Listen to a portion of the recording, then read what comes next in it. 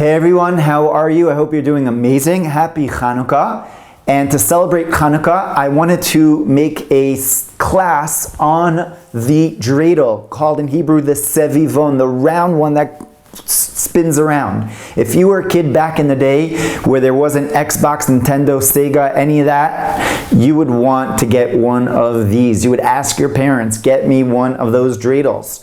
And so what is so exciting about the playing of the Dreidel? And the question is, why do we play it on Chanukah? And what is the deeper significance of the Dreidel? And there are so many deep significances to this little kids play. So jumping right into the first big idea, kids play. So in the time that the Greeks were in the land of Israel, the story of Chanukah, they wanted to ban any Torah study. And so they knew that Torah study, the spirit of the Jewish people, was what motivated the Jewish people, and that was the light, not just of the candelabra in the temple, but it was the spirit of the Jewish people. And so they wanted to make sure that the Jewish people did not learn Torah, were not connected to that light. But of course they could not do that, and sitting in caves, there were small classes that were given all over the land, and to make sure that they don't have their cover, found because of an intruder that may come in, a child used to stand outside and see any suspicious someone that may be coming in and blow the whistle on them. And if somebody did, then they would right away close their books and they would take the Dreidel and they would play the Dreidel. And so the guy came in and was like, oh, they're just having a good time. They're just kids playing games. And he would walk out. So they tricked, in a sense, whoever was coming in with this small little toy. And so that is what we call the obvious, the pshat level of why we celebrate the Chanukah with the playing of the Dreidel. But of course there is much deeper significance to this. And so that brings us to number 2. Judah is sent. Now we find that it's an amazing thing that although Chanukah is a rabbinic holiday, nevertheless it is hinted to in the Torah. And we find that in the Parshat Vayigash, which always falls out around Chanukah time, that Jacob, knowing that his children are already in Egypt, he wanted to make sure that before he comes down into Egypt, he wanted to make sure that he had a place of spirituality. He had yeshiva learning, he had Torah learning, and that would pave the way essentially for the first, or the exile that included all the subsequent exiles, the exile of Egypt. And so he sent Judah there to build a Torah Academy for the children of Israel. And that was what preserved the Jewish people for all of those years as much as they could while they were in slavery. So the words that are given over there is that Jacob sent Judah, Goshna, to the place which is called Goshen. Goshen is the actual region in Egypt, and to Goshen is the He at the end. Now the Bnei Saschar, who was a great Kabbalist, brings out from those letters, Goshna, the actual letters that are found on the Sevivon, on the Dreidel. Well, not this one, to be honest, because we got to pay on this one because we're here in Israel, so it's got to pay. But outside of the land, and most Dreidels have that letter Shin on it. So let's break it down. So Nes, so we say Nes means a miracle, Gadol, a great miracle, Haya,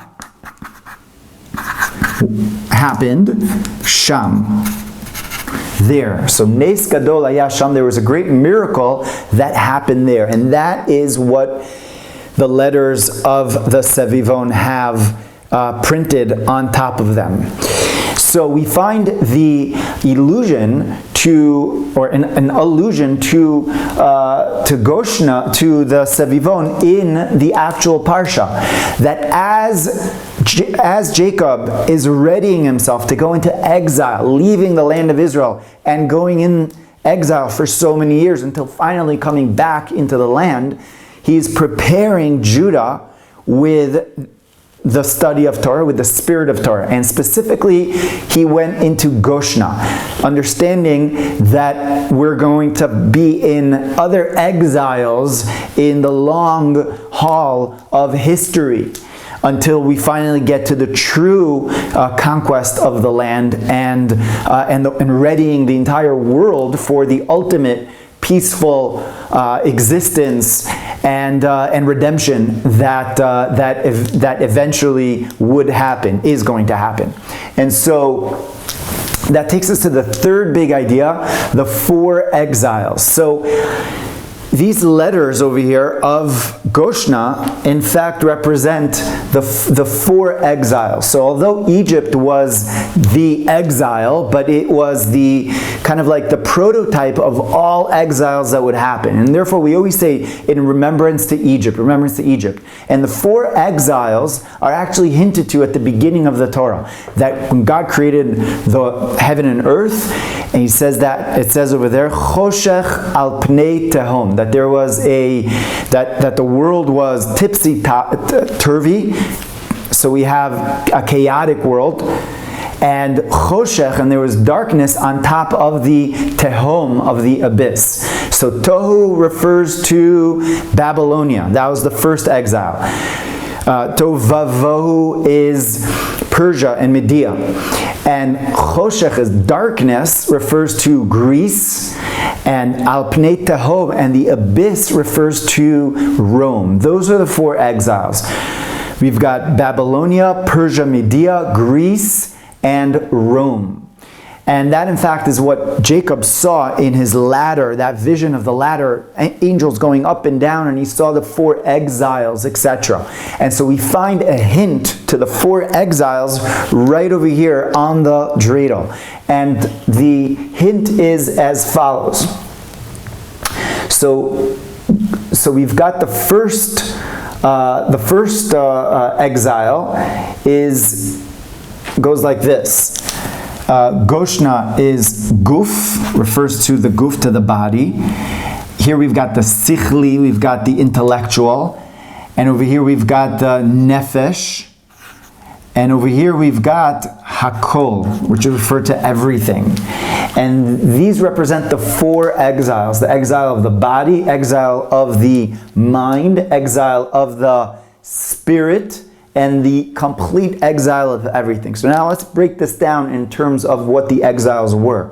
So the first exile, the exile of Babylonia, was essentially just a physical exile. And therefore it represented the exile of the body. Because although they were in Babylonia, we know that the Talmud was written there in Babylonia. So they were kind of like limited in what they could do, where they were able to go, but at the same time, they were so prolific. So that's the first exile. The second exile is the exile of Sichli, of Persia and Media, that they were in an intellectual sort of exile.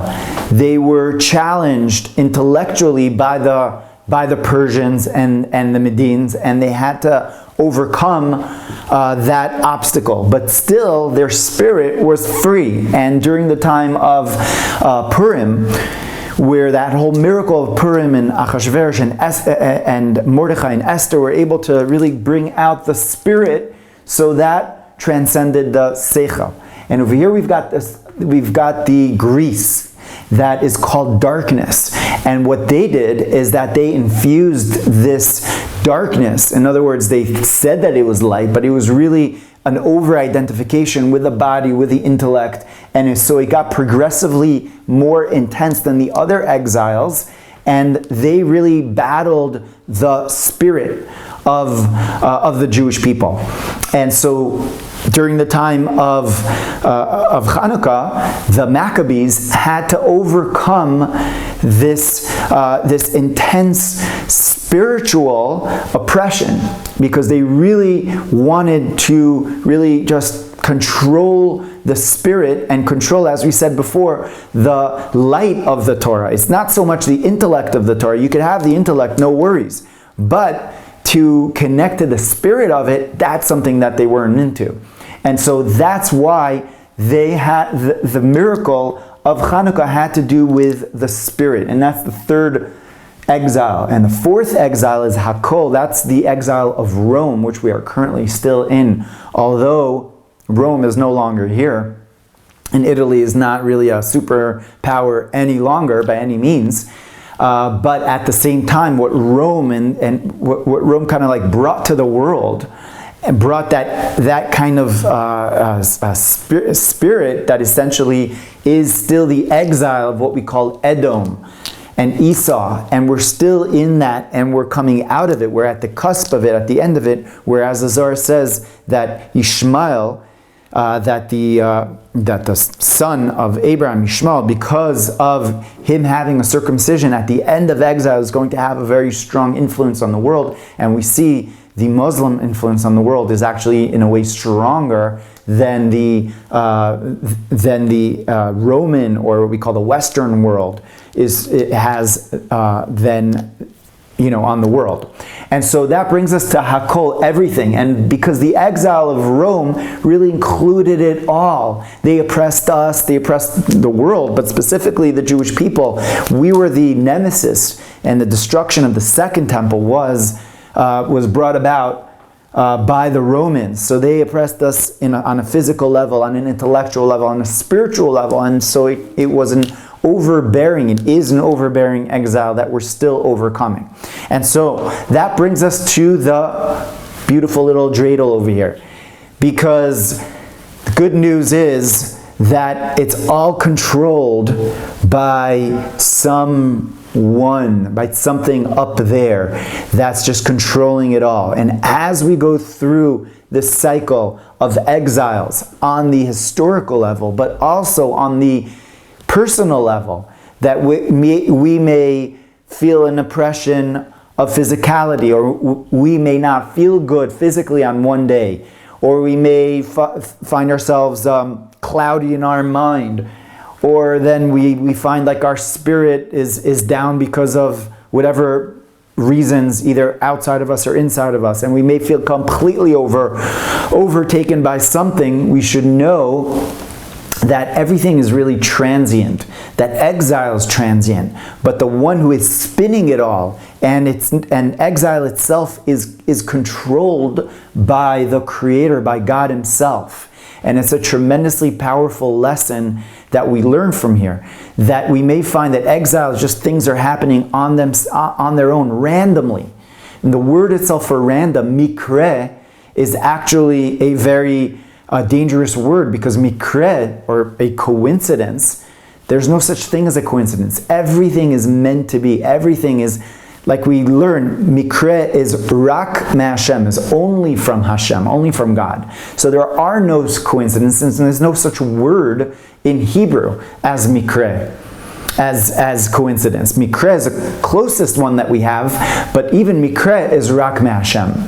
So realizing that everything is really controlled from up above, we realize that we could only place our trust and have faith in the one up above, and have that deep-rooted trust that if we dig deep enough and we find that light inside of us, that jug of oil that is hidden, just like in the story of Chanukah, that jug of oil was hidden and it was very well kept, but it was there intact, even though everything around was destroyed and in shambles, representing exile. But there is still that deep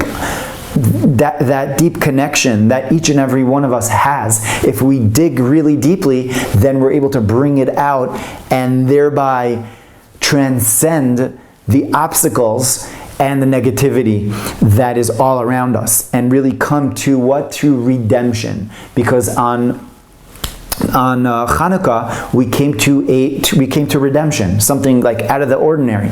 We came from extremes, from level to level, from the worst place of being in the pits to really being an autonomous nation, lighting the candelabra from few people, 12, really it started off with a band of 12 people just fighting against the Greek army. It just doesn't make sense. So supernatural, so anything is possible in whatever predicament, whatever situation that someone is in, they could come out of. And so to believe that God could do anything at any given time, He's not restricted by anything or by anyone or any occurrence or whatever the situation is, anything could happen at any given time. And so that's what we remember during the candle lighting. When we play the sevivon, the dreidel, we remember that at any given moment we have our chance and we're out, and unbelievable things could happen in just the blink of an eye. So that brings us to the fourth big idea, raising up. So Rabbi Nachman actually says that when we descend downwards and we play kids' games, and this could be literally the dreidel or any kids' games, then our mind is in an immature state. And when we go to an immature state, so then our higher consciousness is not open to receive from higher realms of understanding. So the immature state is part of the exile state. And a person could kind of like be an adult, an adult, could be a senior citizen, but act as a child. And a child could actually act much more of an adult depending on the consciousness. And here we also see that Joseph is called an older individual. He's called Zaken. Even though he was really young, he was 30, but he's already called an older, mature individual because his level of intellectual maturity was way higher than even elders. And therefore, he was accredited as being an elder already. And in fact, Torah scholars are called Zkenim. Even though someone may be really young, but even an older individual should really give him the respect and even stand up for when they come in because of the Torah's knowledge that they do have, which allows them to really be more precautious than the rest of the world. And so that brings us to the idea of the dreidel. Rabbi Nachman says that when we play dreidel, what we do is that we go down into those lower states of immaturity that we have within us, that things that we stoop to, things that we fall into, those lowly states of mind. And then when we raise up the dreidel, we play with it, and we kind of like then lift ourselves up afterwards, what we're doing is we're raising up the immaturity, those immature places within us, the silly places that we want to like kind of like move up, move along from. We were done with that. We're done with acting in that way, being that type of an individual. We want to like already be, who we're destined to be. And so the playing the dreidel represents, it's a silly game, but yes, it's like we're kind of like bringing in, harnessing all of those immature pockets of bubbles, so to speak, of places that we're kind of like in and that our consciousness is in throughout the year, and we raise it up, and we do that via the playing of the dreidel. So beautiful lesson over there on that.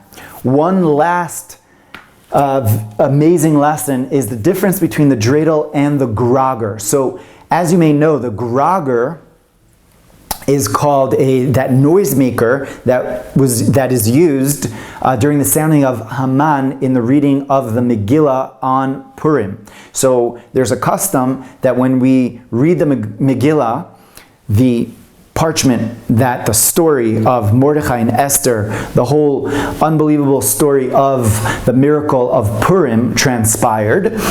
So when we get to the name Haman, then everyone makes that noise, or basically mostly kids make that noise. Adults are a little bit too old and immature and boring to make that noise. But by the way, the Rebbe once said that, that it's not so good, that adults should kind of like get into the game, that, that we have to have that little zeal that little kids have and do those immature things again that we just spoke about before, because those little immature things have the power to raise us up. So anyways, the difference between the dreidel and the grogger is that the dreidel comes from above to below and it's rolled like that, whereas the grogger, that noisemaker, is like, there's a pole, a small stick, and then around it is this noisemaker that makes this huge sound. And it comes from below to above. And the difference between the dreidel and the grogger is the two types of miracles that we have, and the difference between Chanukah and Purim. So on Chanukah, the miracle came from above to below. Although the Maccabees really elicited the self-sacrifice, and as we said, really found that jug of oil, that place of light within themselves, and they brought it out, but that miracle came in an unbelievable way from above to below. That God made this incredible miracle for the Maccabees, for the Jewish people, whereas the grogger is from below to above, and that has to do with the miracle of Purim, where on Purim, the entire Jewish people did teshuvah, they repented and they returned back, so they came from below to above. And therefore we roll the grogger in this way, representing that the miracle came from below to above. So two types of miracles, they're both within nature. One is a nature where we see that this was like supernatural, whereas a second part of nature, that it is kind of like we created the supernatural reality via the below to above ascent and self-sacrifice and teshuvah and repentance that came about from the entire nation. So there you go, a small tidbit on what is called a kid's game, not just a kid's game, but an adult game. Wishing you many blessings and happy Chanukah.